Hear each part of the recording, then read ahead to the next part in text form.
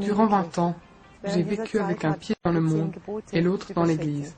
À cette époque, j'ai transgressé les 10 commandements, alors que je me disais chrétienne. À cela vinrent s'ajouter des expériences sexuelles et perverses, ainsi que de l'occultisme. Mon mari m'était de plus en plus infidèle. Alors, ma réaction fut d'en venir à la sorcellerie, pour lui souhaiter un accident, une maladie. J'ai même été jusqu'à lui souhaiter la mort. Qui sème le vent récolte la tempête. J'ai été transportée à l'hôpital en ambulance comme lors d'un accident. Le diagnostic établi a été grave dépression. Après 10 jours, je me suis retrouvée mourante. Je m'aperçus alors que mon esprit et mon âme étaient attirés hors de mon corps. Une fois sortie de mon corps, je me suis retrouvée dans un lieu ténébreux.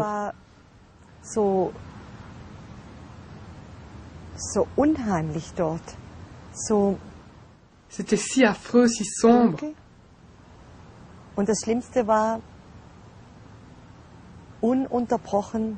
Mais le pire, c'était d'entendre des pleurs et des douleurs incessantes. Ici, sur cette terre, il y a aussi des pleurs et des lamentations. Mais là-bas, c'est encore plus fort.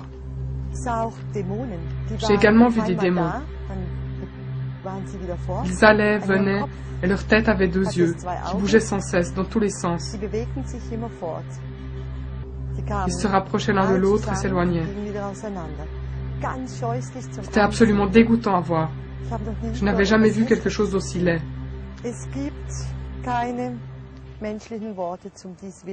Il n'existe aucun mot humain pour décrire cet endroit horrible.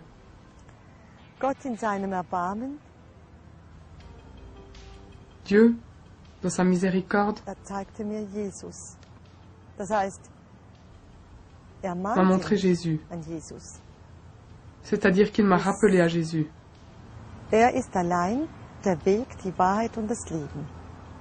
Lui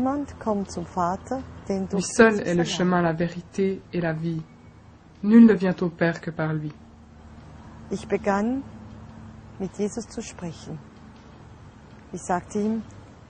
J'ai commencé à parler avec Jésus et je lui ai dit, « Je ne veux pas encore mourir, je suis trop jeune. » Alors je me suis mise sous sa protection et je lui ai dit, « Que ta volonté soit faite. Prends-moi dans ta main. » À ce moment-là, j'ai été conduite dans un lieu magnifique où la paix, la joie et la lumière régnaient. Une telle paix si merveilleuse, une si grande joie et une lumière comme il n'y en a pas ici-bas. Je voulais rester dans cet endroit. Je ne voulais pas retourner dans mon corps. Les plus grands mots humains sont trop petits et trop insignifiants pour décrire une telle présence céleste. Le Dieu Tout-Puissant a jugé bon de me renvoyer sur terre. Je me suis retrouvée dans ma chambre et je voyais mon corps allongé sur le lit comme une enveloppe vide. Sans effort, je suis revenue dans cette enveloppe. Le tout a duré environ 4 minutes. Ce qui est vraiment important avec les NDE, c'est l'impact que ça a sur les personnes qui l'ont vécu. On pourrait dire qu'il faut juger l'arbre par ses fruits. Donc voilà, les principales modifications qu'on voit chez les expérienceurs sont une absence totale et irrémédiable de la peur de la mort. Ils n'ont absolument plus du tout peur de mourir.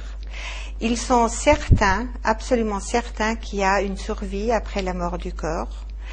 Ils sont très sereins, ils sont très en paix avec eux-mêmes.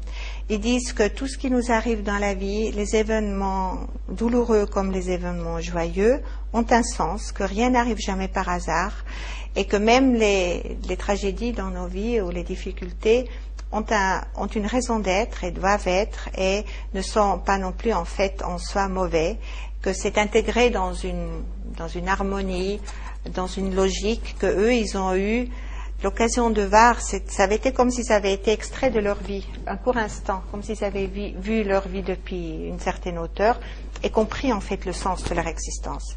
Donc une conviction intime que tout ce qui arrive a un sens et est positif. À part ça, ils sont très tolérants, ils ont beaucoup de compassion, ils ont une grande envie d'aider les autres, donc il y en a beaucoup qui changent de profession, qui se désintéressent complètement de ce qu'ils ont eu avant comme statut social, comme, disons, je connais des cas de personnes qui avaient des métiers très bien rémunérés, qui gagnaient beaucoup d'argent, qui vivaient dans de belles maisons.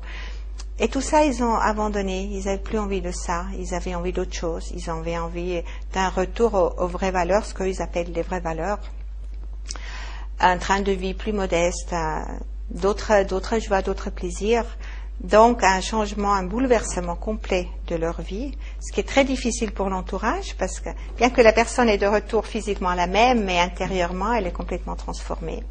Ce sont des gens qui ont un retour un peu vers ce qu'on appellerait en général, de manière un peu globale, les valeurs chrétiennes, mais avec une liberté absolue, voyez. Par exemple, ils vont à l'église, mais si ce que le pasteur dit ne correspond pas à leur intime conviction, ils vont pas le suivre. Ils ont fait en fait l'expérience directe de quelque chose de très important pour eux, et c'est inébranlable. Ils essaient jamais d'obliger les autres à le croire, ils font jamais ça, d'ailleurs ils parlent difficilement de leur NDE, mais eux ils ont une conviction profonde et rien ni personne ne peut les faire changer d'avis.